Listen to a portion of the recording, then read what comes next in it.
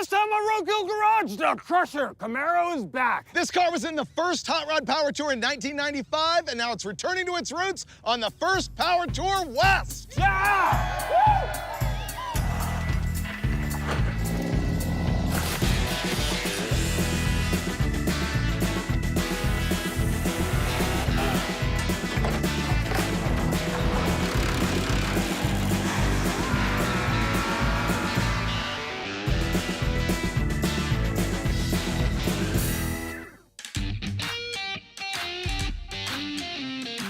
The Crusher Camaro is back. This is our 67 Camaro that you have seen on Roadkill Garage. You remember wrenching on this thing a bunch of times? Oh, yeah. We did a ton of work to it. Here's something you may not know about the Crusher Camaro, Steve. Try me. This thing was built throughout 1994 for the very first Hot Rod Magazine Power Tour in 1995. Whoa! You know how I know that? No. It has this sticker on it right there. Oh, no way. Not only that, but I was there. As a matter of fact, if you look at that passenger door, you will see a chip on the top of the door where I was shooting car-to-car photos with my camera, and Rob Canan was driving, and he hit a bump, and I went, boom! And my tripod mount gacked the paint. Look at that. Yeah. Unacceptable. If you're unaware about Hot Rod Power Tour, it's been going on since 1995, and they call it the world's largest road trip. It started out just as the staff driving their own cars, including this one, and we invited some fans. I think we had about 40 cars go the whole way. Now they have 4,000 cars. So we gather up, have a car show and a drag race, and then drive from city to city. It's not a competition, it's just a cruise. So what we're gonna do with the legacy of this car at Hot Rod Magazine going back to 1994, and with it having been in the very first Hot Rod Power Tour, we are going to spruce this thing up and attend the very first Hot Rod Power Tour West, which is happening next weekend. It's Tuesday today. We've got to be there Thursday night to take off on Friday morning from Irwindale to drive all the way to Las Vegas, to drive all the way back to the Pomona drag strip. Wow, that's going to be a blast in this car. But we have to make it streetable. We do. Right now, it's all set up for drag racing. It's got, I think, a 456 rear gear, and of course, slicks, no exhaust, all of that. So it's gonna be a big makeover in a very short time in order to make it streetable. We can do it, Freiburger. I think so. Yeah. Before we start wrenching, let me tell you the story of the Crusher Camaro. It dates back 30 years. Yup, when this episode first airs in 2024, it'll be exactly 30 years since I first bought this thing for Hot Rod Magazine and turned it into a project car. It's called the Crusher because I bought it at a junkyard where they were about to buy it and smash it on this whole government program that had to do with smog credits and stuff like that. And we thought it was completely bogus. That's why it's called the Crusher Camaro. The car has been built in a zillion different ways over these 30 years. At first, it was just sort of a standard 90s street machine. After that, it had a 632 big block Chevy in it, and it was on the cover of Hot Rod Magazine at that time, sort of with 17-inch wheels and stuff. After that, I had a little small block in it. Then I turned it into a 70s or 80s looking street machine with a big blown big block. After that, Finnegan and I did this amazing thing on an episode of Roadkill where we did a live engine swap at a trade show, and we removed the big block and installed an LS7. After that, it was on Hot Rod Garage where it had a blown LS7 in the thing. It goes on. And most recently, Steve Dulcich and I, right here on Roadkill Garage, made it look like this, which is very much a dead-on clone of like a 1974 street machine or drag car with the big ugly hood scoop and the big stupid stance and all these types of things. Now, what we're gonna try and do in this episode is make it streetable. All right, Steve, we have to bite the bullet and just do the torque converter first thing. Yeah, I know. I was thinking we have to knock out the stuff in order that has to be done, which is drivetrain stuff that's never going to make it all the way on the road trip. Exactly. And to remove the transmission, I say we start by removing this glorious hood so that we can get at the bell housing bolts and everything. And then we'll have to skyjack the thing and get under it and do that gruesome job that we can't stand. I'm changing the torque converter because the old one is 5,500 RPM stall. That's very drag racy. That feels very mushy on the highway. And also, it slips the converter, heats up the fluid, and it can kill the transmission. Got it. All right. I called Yank Converters. I said, I want 2,800 stall, so this thing should be way more streetable. You can see the larger converter is the lower stall. It's gonna be way better. Now I've got to do the old, you know, can I get it to click all the way on trick? Yeah. Ah. Okay. If I put myself in a position where I can heave it, I can't see. This is way heavier than the old one. Ah, got it. Oh, good. Okay. If you're doing this at home, the key is to get the converter all the way in so that when you mate the bell housing up to the back of the engine, there's about 1/8 of an inch in between the pad on the converter and the face of the flex plate. You want to be able to tighten the bolts and pull the converter forward. Just that tiny, tiny, 3/16 to 1/8 of an inch. In other words, the converter should spin freely with everything bolted up except the flex plate.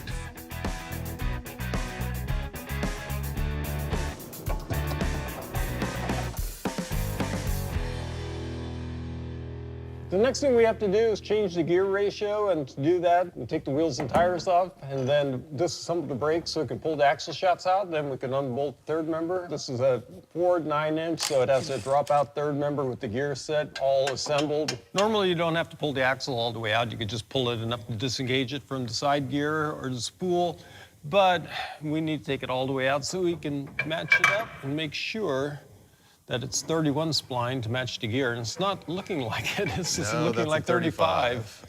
We're screwed. We're screwed. Oh, here's a problem. I can't believe as many times as I've changed gears on this thing, I didn't remember this, but it has 35 spline axles, which is an aftermarket upsize that they never actually made. It's a Ford 9-inch differential. Factory Ford would have either 28 spline or 31 spline. Upgrades are often 35 or 40, and this thing has 35s.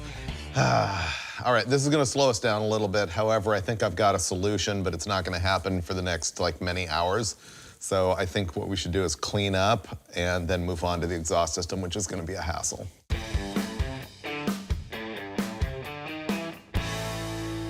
So we're gonna go ahead and install the exhaust system. Now, the Crusher Camaro was born in the 90s, and so were Flowmaster mufflers. I absolutely had to have them for that correct sound. You probably know this is that chambered muffler, all welded, no packing, that became so popular back in the day. And this is the Super 44 model. I got a 2.5-inch kit that we're gonna install. And by we, I mean, I'm gonna let Dulcich take charge.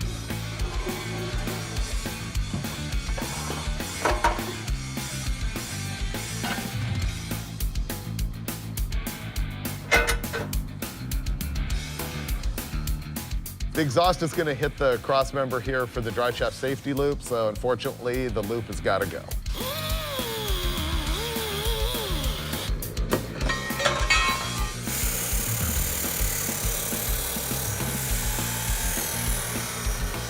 I've cut the join that's gonna connect the H-pipe to the collector reducer. Now all I'm gonna do is tack weld it in a couple of spots so it holds that position. And once I've got the left side tacked in place, I'll make the same thing for the right side. Next thing I'm gonna do is remove the whole exhaust system from the car and then take it to the bench and weld it up solid. Now's when I reveal the second part of my scheme to take the Crusher Camaro on the very first Hot Rod Magazine Power Tour West. It's not just about making it more streetable. I also am gonna return the thing to the way it looked when we very first built the car in the pages of Hot Rod in 1994 and 1995. That means like single 4-barrel cowl hood, Convo Pros, exactly like it was back then, or as near as I can get it at this point. Now, I have to admit, this breaks my heart a little bit because I love this 1974 look that we've got going on right now with the tunnel ram and the weird stance and the Kragers and dish mags and the grump lump. All that stuff is awesome. But if there's one consistent about the Crusher Camaro, it is that I love to change it all of the time. And this time it's weird because I'm gonna be updating it from this point, but kind of regressing it to where it was way back when.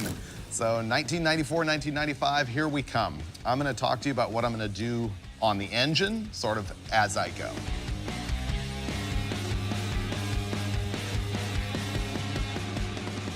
What is that? I have no idea what's going on there. I just pulled the radiator hose off and all of this crud was in the thermostat housing. Look at that. Mm-hmm. That is bad. You think that's electrolysis? Yeah, it's aluminum oxide. That's because there was nothing but water in here. Here's a problem. Drag racing cars, you're not supposed to put antifreeze in them. Antifreeze is also an anti-corrosive and a preventer of this. Yeah. That is the worst I've ever seen it. It pretty was bad. packed in there. I'm gonna have to take the intake off and see how bad it is in the cylinder heads and stuff, and we're probably gonna have to flush the system. This is time I was not counting on. Yeah. That's not good. Wow. When the Crusher Camaro was first assembled by Hot Rod in 1994, a guy named Rob Kinnan was in charge, and he put a 400 cubic inch small block Chevy in it, just like what this is. And the intake manifold they used back then was an Edelbrock Performer RPM, just like what this is, or at least very similar. I'm not sure they had the Made in USA tag back then. If memory serves, I think they came out with this design right around the time the car was first built. The Performer RPM is a taller or high-rise version of a dual plane, so it benefits low-end torque. It's more of a street manifold. And unfortunately, by removing the tunnel ram and installing this, I am unbolting 50 horsepower. This engine with this intake manifold is gonna make right at 500 horsepower.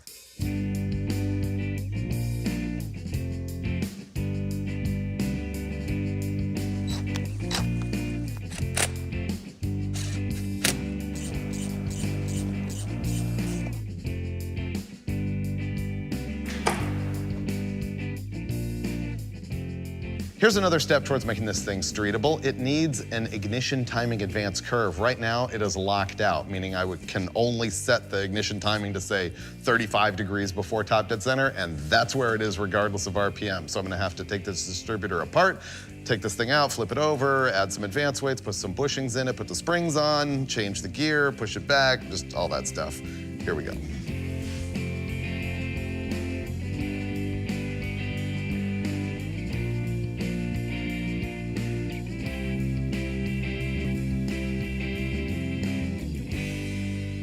Now comes time for the carburetor. When this car was new in '94, it had like an 1850 on it, a 4160 series Holly, the ones with the side hung float bowls. I couldn't have that. So I had to make a departure from originality, but I had to have a gold carburetor. I couldn't have the modern silver or black ones.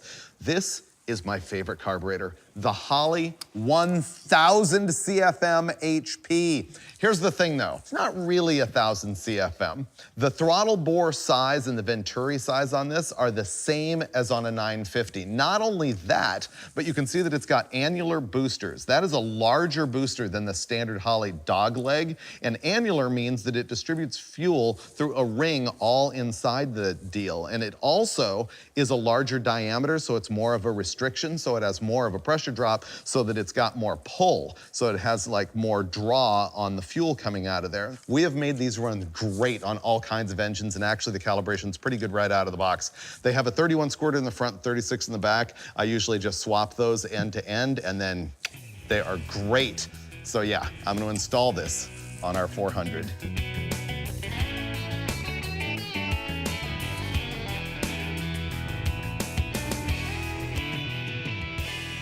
You know, it's weird how fashions change. Obviously, the Mickey Thompson aluminum valve covers were the kill in the 70s and early 80s. They're actually really cool now. As a matter of fact, you can buy Mickey Thompsons for big and small block Chevys brand new from Holley. But this car originally in the 90s had stamped chrome valve covers, which just leak. And so I got some of the die-cast aluminum ones, which were actually cool way back then. There's also a functional reason that I'm doing this. My tunnel ram had a breather sticking off the front, which is like for crankcase evacuation. And you'll notice that the Mickey Thompson valve covers don't have any breathers at all, whereas these new ones, which are from Mr. Gasket, do have breathers. And so, stylish and functional. Once again, I have to remove parts that I love. Those Mickey Thompson valve covers are just great.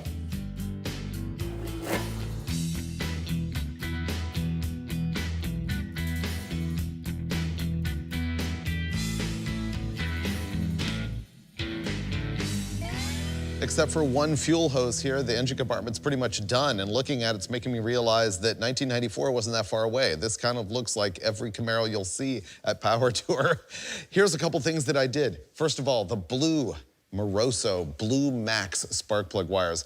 By 94, I would say we were dedicated to the red MSD wires, but there was too much red going on, so I threw the blue ones on there. They're kind of retro, and you know what? Everybody had to have a chrome air cleaner with their favorite speed part name on it, so that's what we got. But we still have a big disaster going on with the rear suspension, and right now we're waiting for parts.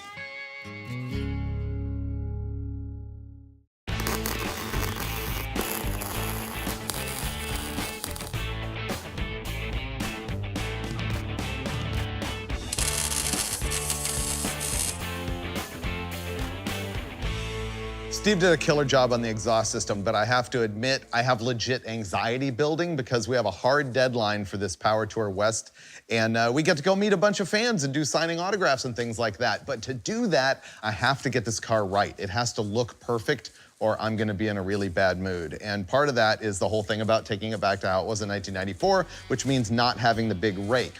Now, the thing is, right now, we've got some drag racing Caltrax or Calvert Racing springs on it that are actually a 1-inch lift. And the new springs that we have here are sort of a generic heavy-duty leaf spring, and I just have no idea what they're gonna do to the stance of the car, and that's what's, like, stressing me out.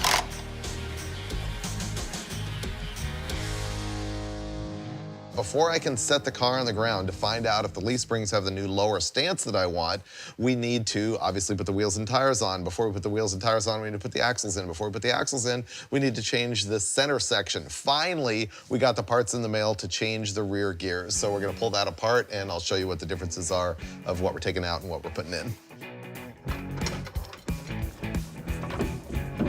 We removed the Fabergé egg of Ford 9-inch center sections. I love having an aluminum housing on these things. It makes them so light and so race. This one's from Mosier Engineering, and it has a spool, meaning no differential at all, and a 4.57-to-1 gear ratio. Our new unit, I was able to overnight from Summit Racing. This is a 3.5-to-1 gear ratio, and the differential is a True Track. A Detroit True Track is like a clutchless posi. It uses gear bind in order to create drive to both the wheels. I've used them in a bunch of stuff. I actually love that differential. Now, why did I make this change? Because such a low gear like a 4.57-to-1 versus a higher gear like a 3.5-to-1, the lower gear makes the engine spin higher on the freeway. Specifically, in this deal, with a 26.5-inch tire on the back that I'll show you, at 75 miles an hour, this is gonna make the engine spin 4,300 RPM, and the higher gear ratio is gonna make it spin 3,400 RPM, and then don't forget, I've got the Gear Vendor's Overdrive on top of that. So this is just gonna be far more highway friendly because of the gearing, and it's gonna be way more street friendly because it has a True Track instead of a spool.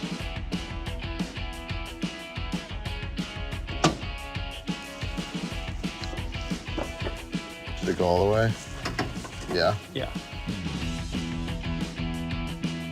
Center section's installed. Good. Our Ford 9-inch differential is fitted with an aftermarket set of Bear Racing brakes. Now, that could be a problem when you find out that your brake pads are completely worn out, like these are. But fortunately, this kit uses a PBR caliper, which is the same as a 3rd-gen F-body. Now, that would be a Firebird or Camaro or variant. And that made it as simple as going to our local auto parts store and picking up these Duralast Gold brake pads. They're semi-metallic and they're OE level formulation. So you can take these new ones, pop them right in, and we'll be ready to run.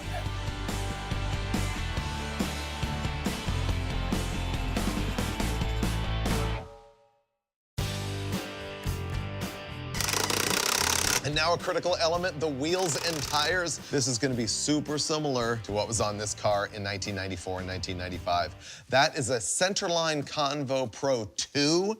This is a modern reproduction of the original wheels that aren't made anymore. And I gotta be honest, it's not quite right, but I don't think most of you are gonna notice why. The fronts, those are legit. Those are actually made in 1994, genuine Centerline Convo Pros. 15x4 in the front, 15x8, or maybe they're 8.5 in the back.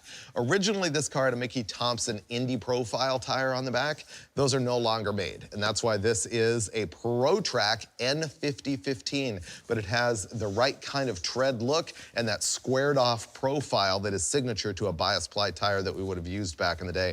In the front, I have a Mickey Thompson 26-inch tire on the thing, and they're an 8-ply. You may not be aware that they make those front skinnies in a couple different plies, and I got the heavier duty ones just because we're gonna be driving on the highway, and I just want a little more beef. Okay, we're gonna put these on and then set it on the ground and find out if these new leaf springs are gonna give me the stance that I want, or if it's gonna be a total fail.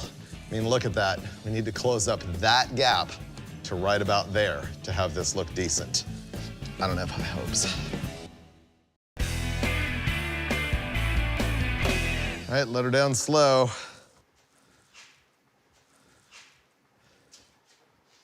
All right, that sits way too high in the back. Maybe if you give it a bounce. Ugh, the shocks are set on full stun for drag racing, so. Oh, it doesn't move at all. Doesn't move at all. Not what I was hoping for as far as the stance goes. But hey, it's good enough for now because we got to be at Irwindale first thing in the morning. Yeah. All right, let's see if we can make this thing run.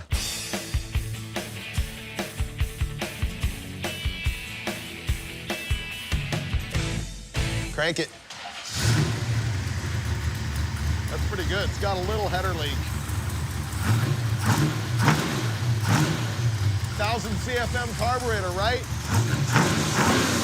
400 cubic inches. Right, runs good. I'm pretty happy with that, and I think we're gonna put the hood on it, check some fluids, and we're gonna load this thing on the trailer and run it down to Irwindale for the start of Hot Rod Power Tour West. We made it, Hot Rod Power Tour West. We got the hood on last night, and so the transformation is complete. The car looks almost exactly like it did in 1995 for the first Power Tour, except for the stink bug stance. I hope that settles. But look at the hood, Steve. Yeah, the color match on the other one's a little better. Oddly, this hood was painted with the car 30 years ago and doesn't match as well as the one Steve did 4 years ago. Go figure. It makes no sense. I'm feeling a little sick today, and so I'm gonna lay low. We're gonna have Steve go run like a, diplomatic mission. Well, I feel like roaming around and checking stuff out. I mean, we're here, it's Power Tour West, the first one. I'd like to come with you, but I'm gonna nap so that I can make the road trip to Las Vegas. You can convalesce. Yeah, I will convalesce. Yes.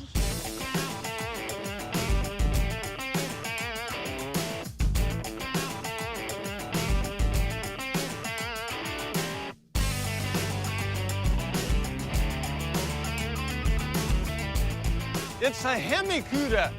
They left the I out, they misspelled it. Whose car is this? It's got the 426 Hemi right here under the big hole in the shaker hood.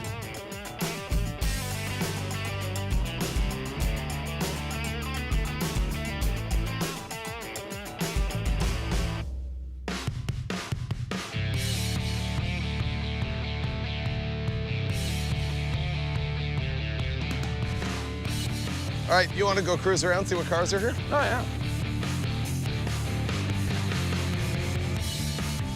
Oh, look at the Land Rover. Yeah.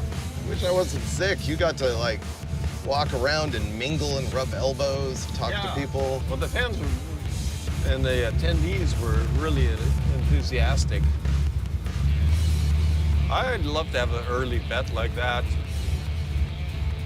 I'm kind of a vet guy, I know. Look at that Coronet. Yeah. He's got the shirt. Thanks for buying the shirt. Yeah, he's got the Crusher Camaro shirt. Well, what do you think? Las Vegas? Yeah, I think I'm aching for the open road, bro. I know. I feel bad missing most of the first day, but tomorrow will be good. Yeah. This is the first time this has been driven on the street in at least 5 years. Wow. I keep thinking that temp gauge isn't working, but look at it. It's coming up. It's just not even at 130.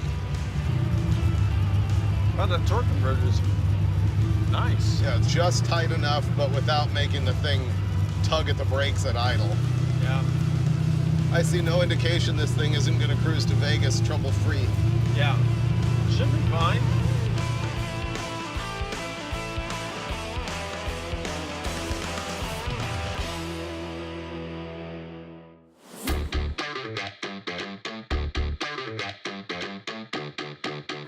There's the official old school Welcome to Las Vegas sign. I've never seen it before. Wow, I know that sign. So while we're absolutely freezing to death and I'm sick and we've been driving all day, we figured we got to take the Crusher Camaro down the Las Vegas Strip. The last time it was here was a really early episode of Roadkill where Finnegan and I drove this and my Super Bee, and it had the blown big block in it at the time. So far, you've been an excellent tour guide, David. Oh, I want to see the Sphere. The Sphere. You've been talking about the Sphere. I've never even heard of it. The new Sphere is pretty cool. Really? How did you find out about the Sphere? Everyone in the whole world knows about the Sphere. How come I don't know about the Sphere? I don't know. What, do I live like under a rock or something? Yeah. Oh. Very sheltered life, don't check. Yeah. You know, back in the day, did you ever used to take trips to Vegas with the boys? Yeah, we'd get in the Glendale Speed Center station wagon and just plant it at 100 miles an hour and go. I took a station wagon here one time and I ended up abandoning it, and it wasn't even mine. Really? Yeah. This traffic is terrible. This has been Traffic Tour West. The Sphere is off the strip. Okay, it's gonna be right over here. There's the Sphere. Whoa! Oh, it's freaking me out. It's like a giant beach ball. Oh, look at all the people. I love this Sphere. The Sphere is adorable. Well, I've seen everything I need to see. Yeah, except for the inside of our hotel room. Yeah. We've survived the very first leg of Hot Rod Power Tour from Irwindale, California to Las Vegas. I am mainlining Dayquil right now. Yeah, I know. But it was freezing. But I'm stoked to go out to the strip at Las Vegas Motor Speedway because we're gonna drag race this thing and honestly find out how much we slowed it down. No. Ready? Yeah. It's a track.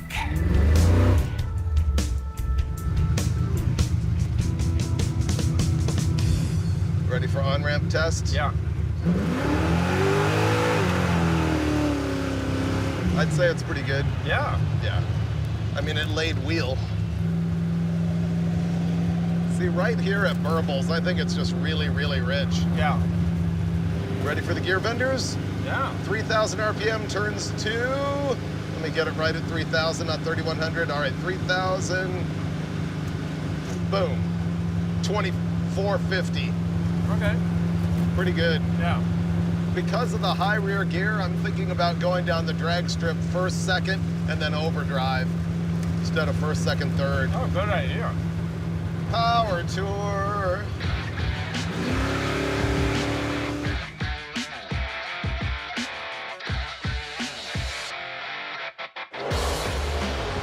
This is the strip at Las Vegas Motor Speedway. We made it. I want to drag race this thing, but we need to put slicks on it, and so we called Chris Birdsong, who's like our Las Vegas connection.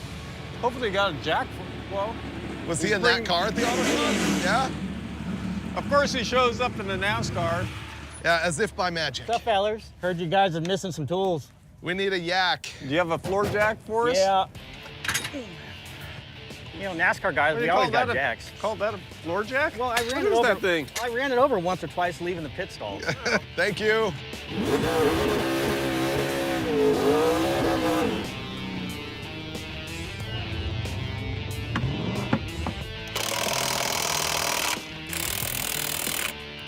All right, last thing I need to do to pass tech is a coolant overflow. So I'm gonna zip tie this in the engine compartment, then we'll go see if that passes tech, and then we'll be on a drag strip.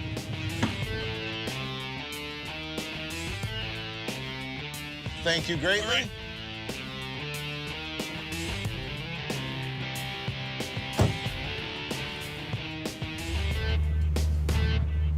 The quickest this car has ever run is 1067 at I think 125 or close, 124 and a half or something like that. But now we've got a lot of strikes against us, obviously, so I have no idea what's gonna happen.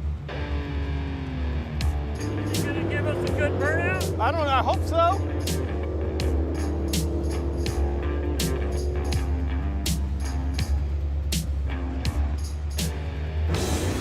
All right, here's Freiburger's lined up, he's doing his burnout. Car's getting all squirrely, okay.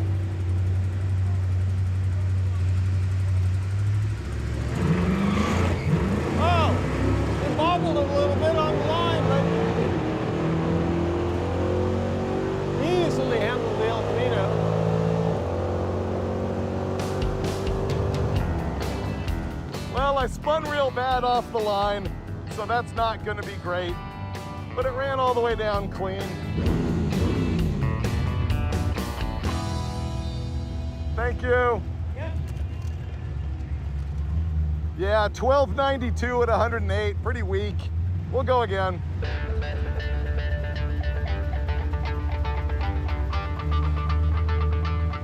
I'm gonna see if I can pick a better spot on the track. Yeah, Freiburger is right back in the burnout area. He's gonna make another pass. Hopefully he's gonna do better than the 1290s he ran last time, but the timing clocks do not lie.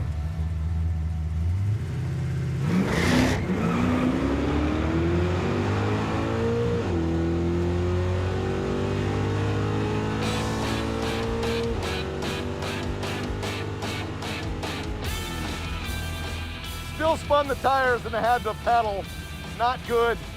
Okay, 1190 cleared a whole second off the time, which is pretty remarkable, but you know what? That wasn't even near the potential of the car, because I could see he had a little trouble with the trans brake again. So it wasn't a clean lead, that always costs time, but we've got an 11-second time slip, and that's pretty good. You want to try letting some air out? What happened?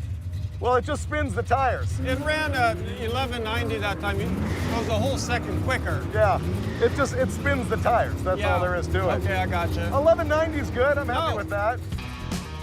That's not bad at all to have an 11-second car when I've knocked the guts out of it as badly as I have, especially when it's obvious that it could go even quicker. Wow, they did not pump up much. No, they're at 12, going 10. It's not gonna help. I mean, the track just isn't there. If you go look at it, it's just bald.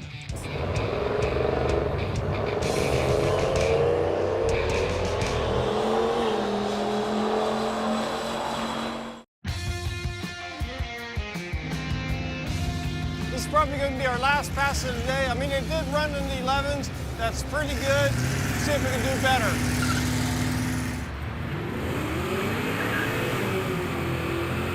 Yeah, now that's a burnout. Got the slicks nice and hot. That should help traction up the line. The thing is, our man Freiburger is a competitor. He wants to beat himself. He ran an 1190. See what he does right here. He's staged up. Right there. Wow, that was a nice lead. Perfect. He's got this. He's got this. That's gonna be my best pass. All right, I think we can leave happy with that.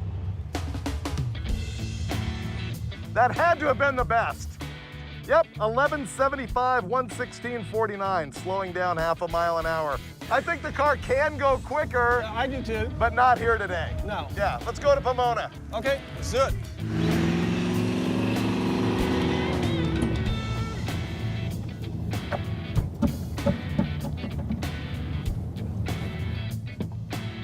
What is going on? Look at this. This is the craziest thing ever. I went to put the wheels and tires back on, or Steve did rather, and he told me to go ahead and torque them. He had broken one of the lug nuts. See how the shank broke off? And so he left. I went and was standing here trying to loosen this lug nut, and these two shot off the wheel, as in I wasn't touching them at all. They shot off the wheel and took the center cap with them. I've never seen anything like it. So all of these are absolute trash. This is like Twilight Zone. I mean, it's weird. So we're gonna have to go get 10 new lug nuts because I don't trust the ones on the other side either. They're not bottoming or anything. That's whack.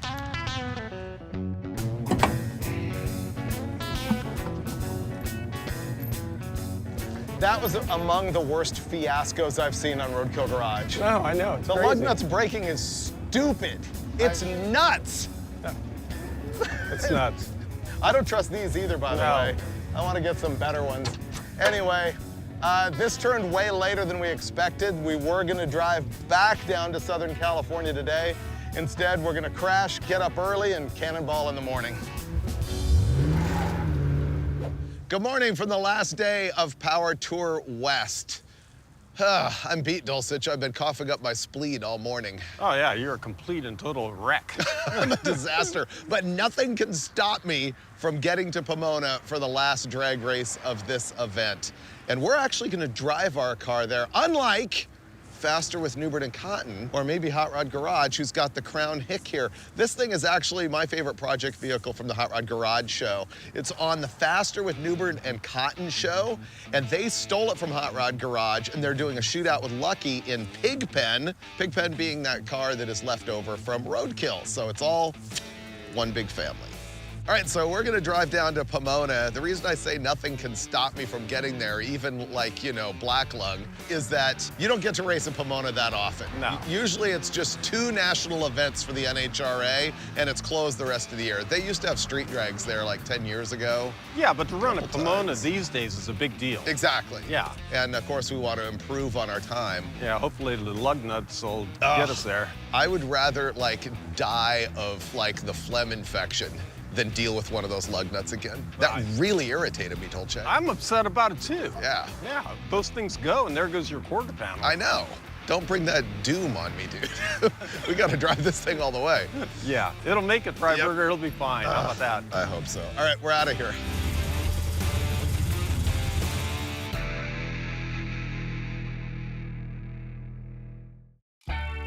One mile and we've already stopped. The thing is running a little bit fuzzy. I think it's probably dead plugs. Here's the thing. This has had a header leak ever since we left. You may have heard it on video. It's just a little bit of a tick, and it's gotten much worse. I was worried it might have been valve train. Couple tech tips. First of all, you can listen to your valve train by making this transfer to your ear. And I didn't hear anything wrong. Here's how you can spot a header leak sometimes, is the witness mark of the burn, and that's what I've got right there. You can see where it's leaking up and burning the paint. So I guess we're not gonna worry about it. Yeah, I'm gonna zip tie this spark plug wire away from the header though.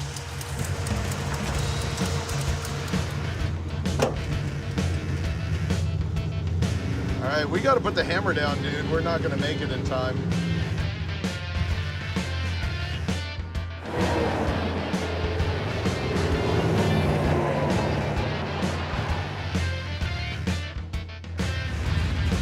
This is it.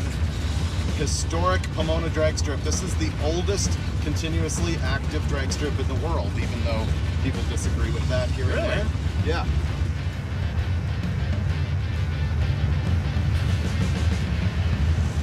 I guess we better see what's here, make some laps before we race. That's a good idea.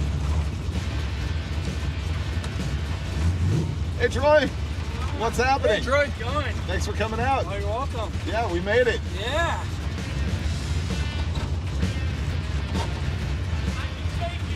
Yeah?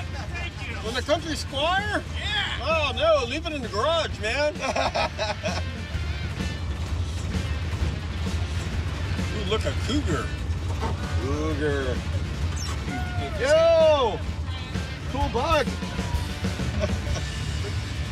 We made it to the very last stop, In and Out Pomona drag strip. That means we have had 500 miles of absolute win in the Crusher. Oh yeah, no, the thing has been great. But now we're gonna attempt to snatch defeat from the jaws of victory. No, we're not. By trying to take it down the drag strip and going quicker than we were yesterday. So it's win up to this point. Like, keep this part in mind. And if I fail at the drag strip, just, I don't know, edit that out. Oh, you're gonna punctuate the win with an epic trip down the drag strip. Quickest time ever? The first time, I mean, we've got a long wait to make it through I the staging know. lanes. It's packed. Everyone wants to drag race Pomona, so we're gonna put our slicks on and then get in line.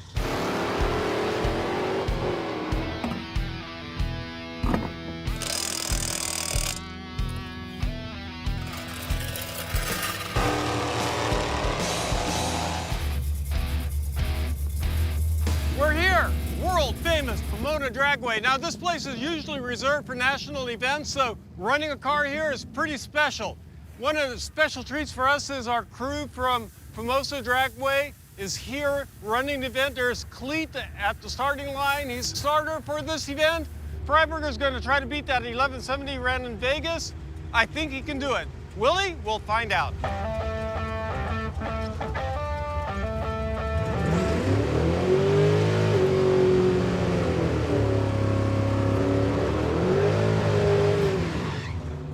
Yeah, this track is torn up. And for some reason, this sounded like it was misfiring.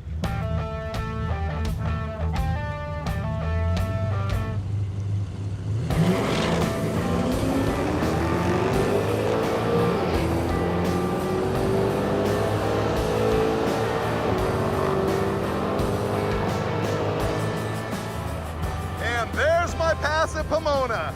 I really drove it easy out of the hole. It spun a little bit. 1176. It ran exactly the same. Talk about repeatability. This thing just went 1176 at 119.88. Right on. Dude, It ran exactly the same. with more mile an hour. 1176. Yeah, 1176 at 119.88, dude. Oh, dude, this thing's running 120 in the quarter. I know, this thing's got power. Wow. I want to get this thing at Formosa on a fully prepped track. We will. Man, that was good. Yeah. Wow. Pretty good, Freiburger. Man, I'm super pumped. That was cool. It's like the Crusher is back, more streetable than it has been in 4 years. And we had big fun on completely slippery drag strips. I think we saw the potential of this car. No, this thing really does everything great. I've got to get myself an early F-body because I'm in love with the Crusher Camaro. Yeah, the whole time he's been like, I gotta get me one of these. Yeah. Man, the thing is good. I'm pumped up. But you know me, it's like I change this car up all of the time. Yeah. Right now it looks a little bit more mundane, but it's more streetable. It's, you know, I'll probably end up making it more ludicrous, probably faster, but not as good on the street. Well, I mean, it might be worse in some ways, but it'll be better in others. It'll just be different. So you know what? That's what we do every single time, is worse but better on Roadkill Garage.